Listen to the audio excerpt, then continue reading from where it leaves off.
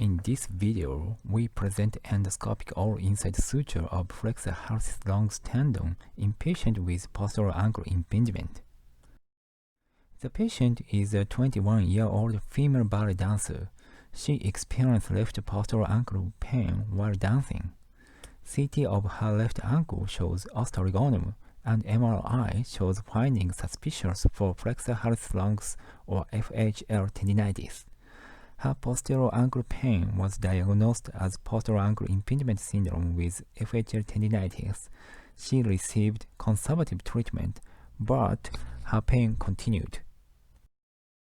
Thus, we performed ankle hindfoot endoscopic surgery. We used the meniscus viper for suturing the FHL tendon. The meniscus viper is a suture-based all-inside meniscal repair instrument. We used this instrument to place the FHL sutures. The patient is placed in the prone position. A posterolateral and the posteromedial portal are made. The synovial tissues between the talus and Achilles tendon are debrided. We then identify the osteogonum and remove it with cupped forceps. The flexor retinaculum can be released until the FHL tendon is visible at the level of the retinaculum tali. FHL tendon quality is checked with a probe.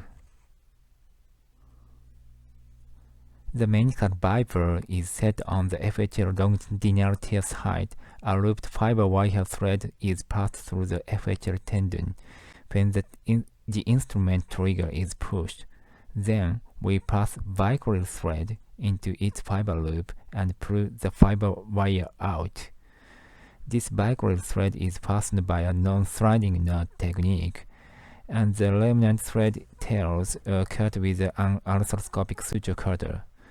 This procedure is repeated depending on the tear size. After finishing the FHL tendon sutures, we check FHL tendon motion by moving the hallux.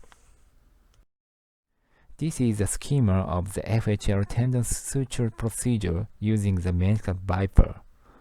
An arthroscope is inserted from a posterolateral portal, and the meniscal viper is inserted from a posteromedial portal. The shaft of this instrument can protect the neurovascular bundle. Thus, this method enables the surgeon to suture the FHL longitudinal tear safely and easily under endoscopy.